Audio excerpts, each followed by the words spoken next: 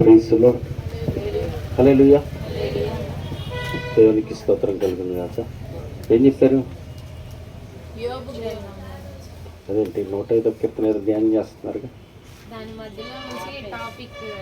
దేవుడు అట్లా నడిపించారు, అది అవసరం అని అనిపించింది ఆయనకి. దేవునికి స్తోత్రం కలిగింది. మంచిది, దేవునికి మహిమ కలుగును గాక. చెప్పబడిన మాటల నిమిత్తం ప్రార్థన చేద్దాము. ఎంతవరకు అర్థమవుతుంది? ఎంతమందికి అర్థమవుతుంది? ఎంతమంది అలాగుండాలి అని ఆలోచన చేస్తున్నారు? దేవుని యొక్క వాక్యానికి మాత్రం లోబడాలని చెప్పి ఆలోచన చేసుకుంటున్నారు. అలాగే ఎలా ఉన్నారో కనబడుతున్న వాక్యం అర్థంలో తెలుస్తుందా మనకి? ఏమి తెలియకుండానే ఏదో వచ్చి పోతున్నాలో మేము కూడా వెళ్ళాము ఆరాధనకి, వాళ్ళని నేను కూడా చేశాను ప్రార్థన, నేను కూడా వచ్చాను, నేను కూడా ఉన్నాను అన్నట్లుగానే ఉంటున్నాము అనే విషయాన్ని జాగ్రత్తగా పరీక్షించి పరిశీలనగా చేసుకుంటేనే. నేను మీకోసం టిఫిన్ తీసుకురావడానికి వెళ్తే ఆ టిఫిన్ చేసే చోట కూర్చుంటే నాకు ఎంత బాధ వేసిందంటే, మంచి మాటలన్నీ మీకు పెట్టేసే టిఫిన్ దాటాక నేను వెళ్ళి కూర్చున్నాను అక్కడ, నా పరిస్థితి ఏంటి ప్రభు అక్కడ అని చాలా కొంచెం బాధగానే ఉంది లోపల. అయినా పర్లేదులే, ఇంకోళ్ళు ఎవరైనా వస్తే వాళ్ళు పోతారు, ఎందుకు వచ్చింది నాకంటే దేవుడు యూట్యూబ్ ఉంది, మళ్ళీ దేవుడు పెట్టుకున్నా కదా దీన్ని ఒకటి, ఈ ట్యూబ్లో తర్వాత చూసుకోవచ్చులే అని చెప్పి కొంచెం బాధతోనే వస్తున్నారు. ఎట్లాగైనా వస్తుంటే ఈలోపు సహోదరి వచ్చింది, అక్కడ పనిచేసి ఒక ఆవిడ వచ్చింది, మంగమ్మ అంటే ఆవిడ పేరు. అంటే ఆదివారం తీసుకెళ్తుంటారు, ఎవరు తీసుకెళ్తున్నారు? చర్చికి తీసుకెళ్తానమ్మా అన్నాను. మంచిదండి అన్న. అమ్మ నువ్వు వెళ్తావు చర్చి కంటే బొట్లు కనబడుతున్నాయి, నేను ఎందుకు వెళ్తాను అని నేను ఇంతకుముందు పెట్టుకుంటుండే అమ్మ, మనం తెలియజేసాం అప్పుడు దేవుడి కృపను బట్టి. యేసుక్రీస్తు గొప్ప దేవుడు అని 2 మాటలు చెప్పే కృపను ఇచ్చాడు. ఇక్కడ లేదన్న బాధే కానీ దేవుడికి స్తోత్రం కలుగును కాక. అక్కడ 2 మాటలు చెప్పే కృపను ఇచ్చినందుకు నా మనసు అంతా చాలా సంతోషం అనిపించింది. ఆ పని కోసం ఇక్కడ దాకా వచ్చానేమో ఇన్ని రోజులు, ఇవాళకి తీరింది అనిపించింది. దేవునికి మహిమ కలుగును కాక. అందుకే దేవుడి వాక్యాలు చక్కగా చెప్పాడు, ఆశపడితేనంట నీ ప్రాణాన్ని తృప్తిపరుస్తాడంట. ఉన్న ఆశ ఉంటుందా లోపల?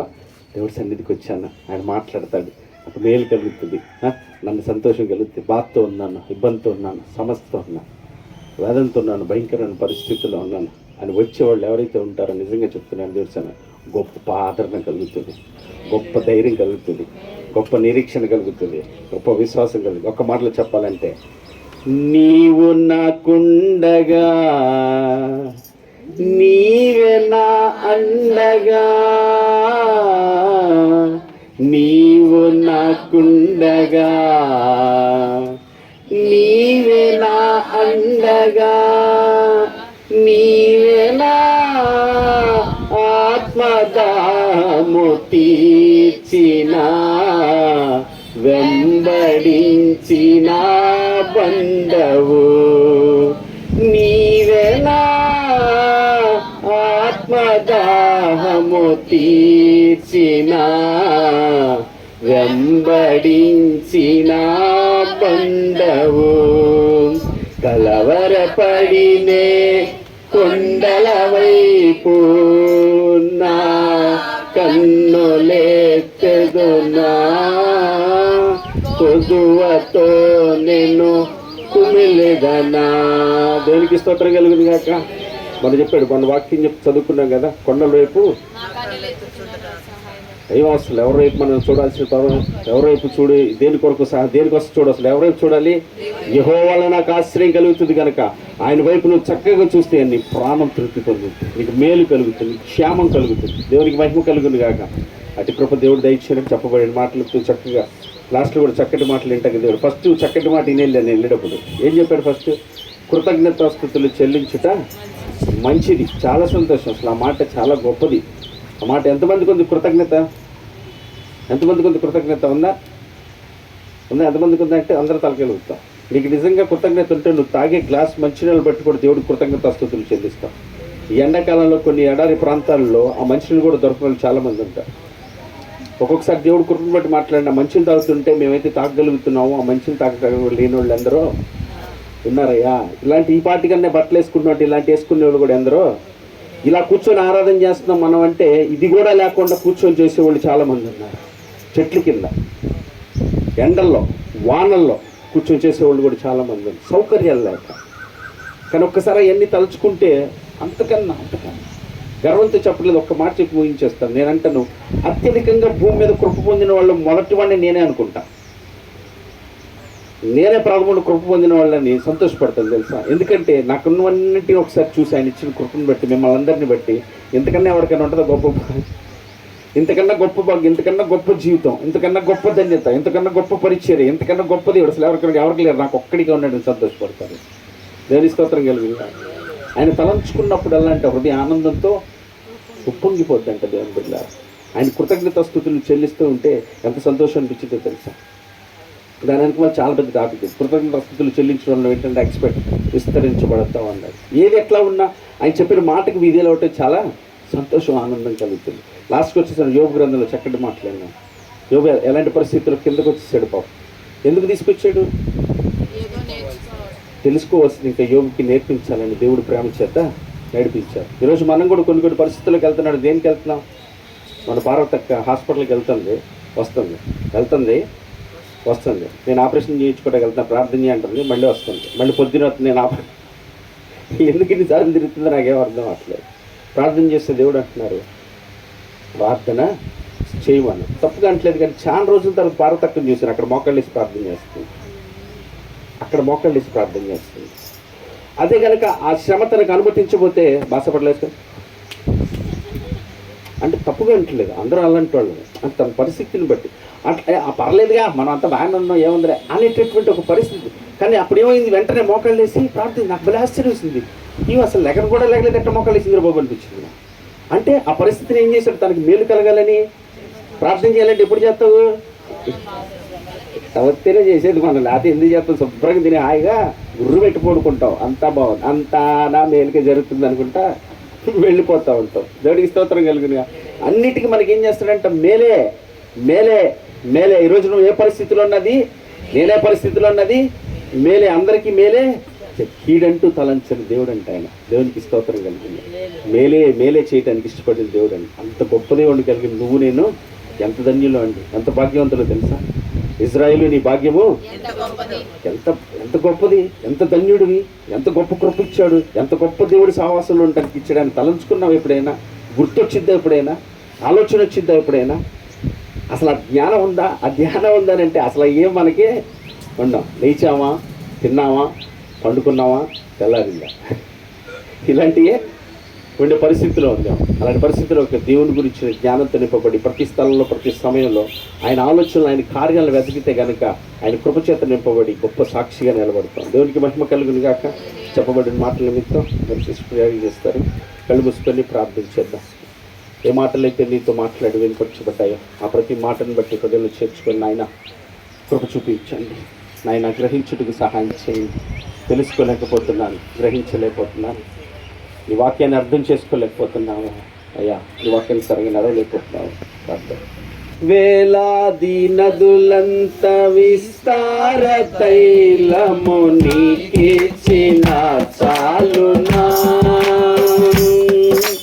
వేలాది నదులంత విస్తార తైలము నీకిచ్చిన చాలునా, గర్భఫలమైన నా జ్యేష్ఠ పుత్రిక నీకిచ్చిన చాలునా, గర్భఫలమైన నా జ్యేష్ఠ పుత్రిక నీకిచ్చిన చాలునా, నీవు చేసిన ఉపకారములకు నేనేమి చెల్లింతును, నీవు చేసిన ఉపకారములకు నేనేమి చెల్లింతును, ఏనాటి దూడలనా వేలాది పొట్టేళ్ళనా,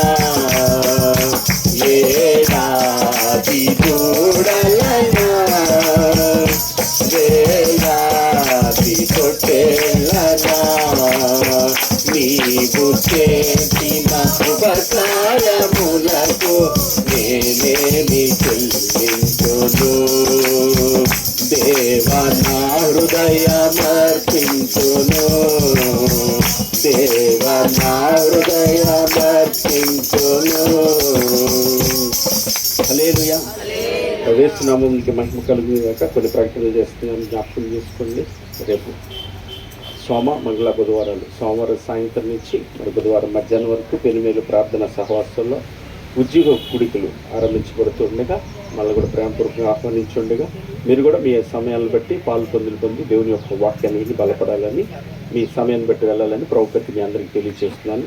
మరిపోతే రెండోదిగా ఏంటంటే, బుధవారం నాడు ప్రార్థన కొడుకు, కుటుంబ ప్రార్థన కొడుకులు జరుగుతున్నాయి. ఆ ప్రార్థన కొడుకులో కుటుంబాల నిమిత్తం ప్రత్యేకంగా ప్రార్థన చేయబడుతుంది కనుక ప్రార్థనకు వచ్చే వాళ్ళందరూ ఏం చేస్తారంటే కొన్ని కుటుంబాలను తీసుకొని ప్రార్థన చేస్తున్నారు. అలాగే మీరు ఎవరైతే రావట్లేదో వాళ్ళు కూడా రావాలని ప్రభుత్వ బుధవారం కూడా మీరు కూడా చేర్చబడాలి. ఆ కుడికి కూడా ఈ రీతిగానే మనందరం కూడా సమకూర్చబడి జరిగించబడినట్లుగా ప్రార్థన చేస్తున్నాను. ఆ రీతిగా మీరు కూడా వచ్చి పొందాలని బుధవారం కూడా యథావిధిగా 7 గంటలకి ప్రార్థన ఆరంభించబడుతుంది. మీరు కూడా ఆ ప్రార్థనలో పొందండి. ఆ రోజు వ్యక్తిగతంగా మొదట ప్రార్థన పూర్వకంగా సిద్ధపడిన కుటుంబాల నిమిత్తం ఒకరికొరకు ఒకరు ప్రార్థన చేయండి. ఒకళ్ళొకళ్ళు బలపరచుకోండి, ఒకళ్ళొకళ్ళు గురించి హెచ్చరించుకోండి. దేవుడు ఒకళ్ళొకళ్ళు తీసుకొని ప్రార్థన చేస్తూ ఉంటే కొన్ని కుటుంబాలు తీసుకొని వారంలో ప్రార్థన చేస్తున్నారు. ఒక వారం ఈ కుటుంబాలు 3 కుటుంబాల కోసం ప్రార్థన చేస్తే వచ్చే వారం ఇంకో 3 కుటుంబాలు తీసుకొని మార్చుకున్నట్లుగా మార్పిట్ చేసుకొని చేస్తూ వస్తున్నారు. దేవుడి కుటుంబం బట్టి మీరు కూడా సంఘంలో ఉన్న ప్రతి వాళ్ళు కూడా ఆ రీతిగా ప్రార్థనలో ఎదగాలి, సహవాసంలో ఎడతెగ నిలిచి ఉండాలని ఒక ఆలోచన దేవుడి కుటుంబం బట్టి ఇస్తున్నారు కనుక ఆ రీతిగా మీరు కూడా ముందుకు సాగాలని ప్రభుత్వం మీ అందరికీ తెలియజేస్తున్నాను.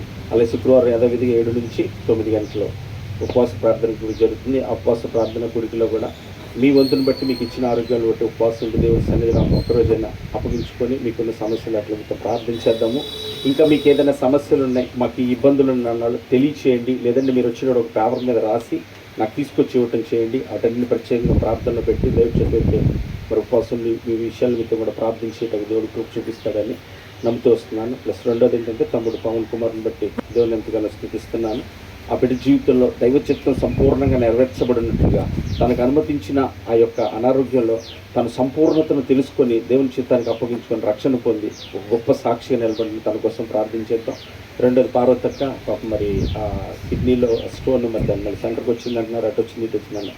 ఏదేమైనా మేలు కలుగుటకి సమస్తమును జరుగుతున్న అక్క కూడా తెలుసుకొని ప్రార్థనలో ఎదుగునట్లుగా ప్రార్థనాత్మ కలిగి నడుచుకున్నట్టుగా అక్క కోసం కూడా ప్రార్థించేద్దాం.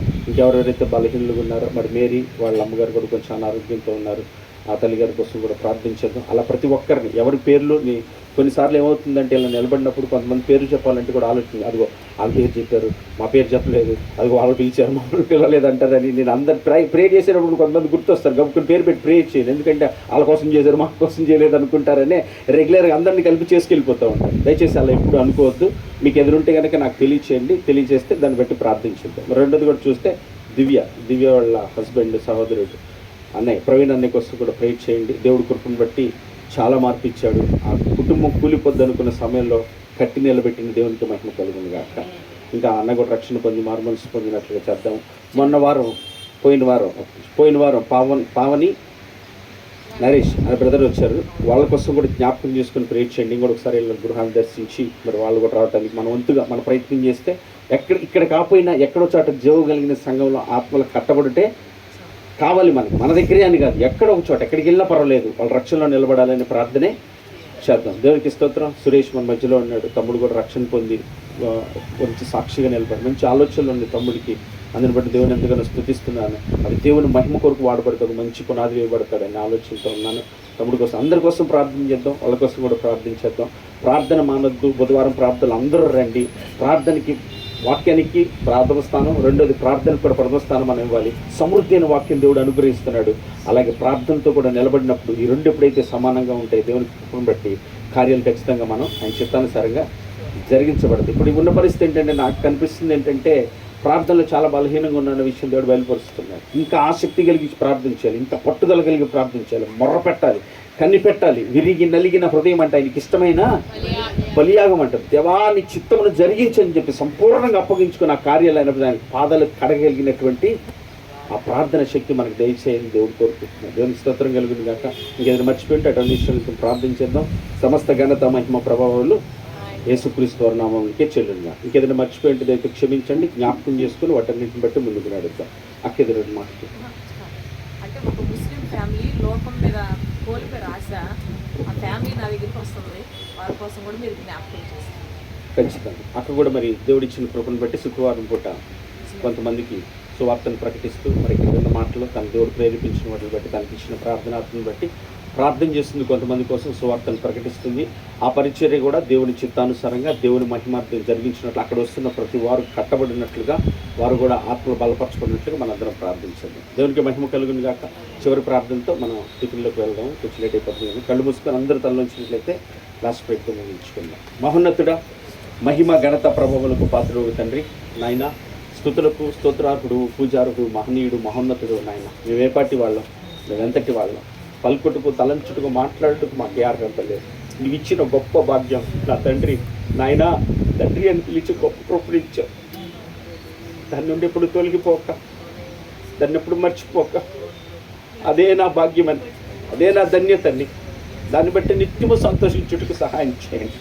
భూమి మీద కృప చూపుతూ నీతి న్యాయములు జరిగించుచున్న తండ్రి అని యెహోవా నీవేనని ఎవడు పరీక్షించి పరిశీలనగా తెలుసుకుంటాడో వాని యందు నీవు ఆనందించేవాడే ఉండగా, అటు నిన్ను పరీక్షించి పరిశీలనగా తెలుసుకొని నీ కృప యందు నిలిచి ఉండే బిడ్డలుగా మేమందరము, సర్వ ప్రజలందరూ నిలిచి ఉండే కృప దయచేయమని నాయనా ప్రార్థన చేస్తున్నాను. నువ్వు మా ఎడలో చూపిన ప్రేమకు, చేసిన మేళ్ళు ఉపకారాలకు నాయన మరొక్కసారి అందరి పక్షాన నిండి మనసుతో కృతజ్ఞతాస్తుతులు చెల్లిస్తున్నాం. నేడు మేమేమై ఉన్నామో మీ కృప, మేమేమన్నా కూడా మీ కృపే.